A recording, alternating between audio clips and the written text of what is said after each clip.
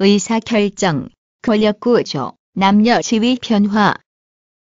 의사결정, 일상생활 중 가정에서의 가사 관련 사항의 결정 형태는 각양각색이다. 전통적 보수 성향이 강한 가정에서는 가장인 남편이 재반사를 관장하는 것이 보통이고, 최근에는 사회적 변화에 따라 아내에게 결정권이 넘겨지는 사례가 많아져서 주도권을 쥔 듯이 보이기도 한다. 그런가 하면 중요한 결정사항은 가족 전체가 협의를 하여 결정하는 게 일반적이다. 물론 사안에 따라서 각각 다른 가사 결정 방식이 적용될 수도 있다. 일상 가정에서의 중요 의사결정사항은 직장이나 직업의 결정, 주택 구입, 자녀의 교육 관련 문제를 비롯하여 의, 식, 주에 관련된 사항은 물론 육아에 관한 문제에 이르기까지 다양한 내용들이 포함될 수 있다. 완전히 개인적인 일회에 가족 각자가 일상생활을 영위하는 집안 활동에 관련된 하나하나가 모두 의사결정사항에 해당된다. 예컨대 자녀를 어느 대학에 진학시킬 것인지, 휴가 기간은 어디서 어떻게 보낼 것인지 모두가 가정사 관련 의사결정의 내용이 될 수 있다. 권력구조, 가사처리상의 권한구조. 한 가정에서의 가사처리상의 권한구조 역시 다양하여 한마디로 설명하기 어렵다. 결혼 초기에는 서로 의사결정의 영향력을 극대화하기 위해서 자기 주장을 많이 하게 되거나 반대로 서로 양보하는 형식을 취하거나 최선의 경우에서는 평등하고 민주적인 관계가 형성된다. 양보하는 구조에서도 시간이 지나면 자기 주장이 강해지기도 한다. 그러다가 어느 시점부터는 구조가 고착화 내지는 안정화되는 것이다.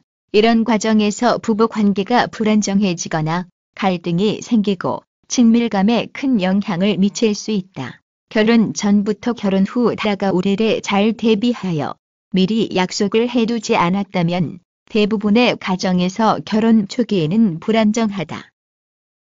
그러나 시간이 흐르면서 남녀 평등이라는 이념에 따라 대등한 관계를 이루어 나갈 수 있다. 부부가 다 같이 직장 생활을 하느냐 아니냐에 따라서 위상이 현저히 다를 수도 있고, 남편이 직업이 없거나 실업 상태에 놓이기라도 한 처지라면 가사 결정권이 아내에게 전속될 수도 있다.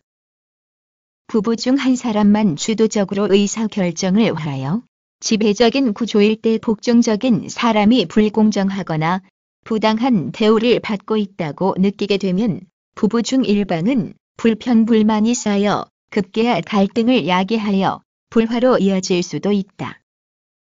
그래서 일부 부부는 집안 살림 가계 운영 사항은 아내가, 대외적인 가사 관련 사항은 남편이 각각 분담 수행하는 모습을 보인다. 자녀 관련 의사결정 유형도 어렸을 때에는 부모의 지시 명령하에 놓이지만 성장하여 성년에 이르게 되면 역시 많은 부분 자율권을 획득하게 되는 게 일반적이다.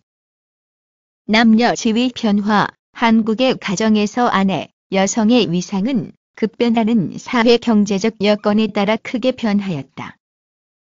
민주주의 보급 추세에 수반된 남녀 평등 이념의 보편화 현상에 따라 여성의 지위가 두드러지게 향상되었다. 남녀 간 위상의 변화는 급속도로 진전되어 평등화는 물론 호주 재폐지나 자녀의 엄마 성 따르기 같은 옛날 사람이 보면 혁명적이라고 할 수 있는 변화의 바람이 불어닥치기도 했다.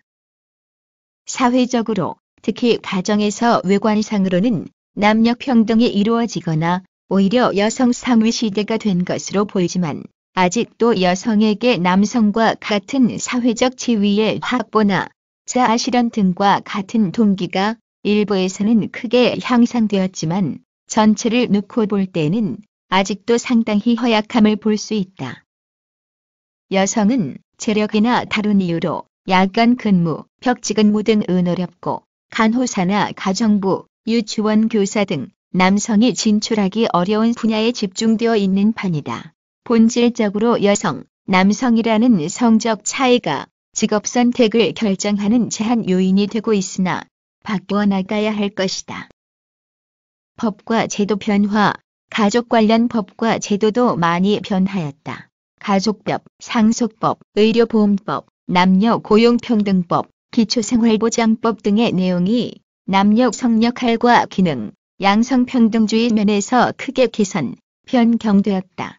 가족법은 상속제도, 혼례제도, 호주제도 등에서 크게 달라졌다. 양성평등이라는 시대 변화 추세를 재반법과 제도에 꾸준히 반영하여 왔다. 이는 개인, 가족, 사회 상황의 변화에 능동적으로 적응할 수 있도록 하면서도 이들 모두가 중요한 구성인자로서 보호될 수 있도록 보호막을 마련해주는 조치로 이해될 수 있을 것이다. 상당히 가까운 혈족만 아니라면 동성동본이라도 혼인할 수 있도록 하는 규정을 새로 두었다.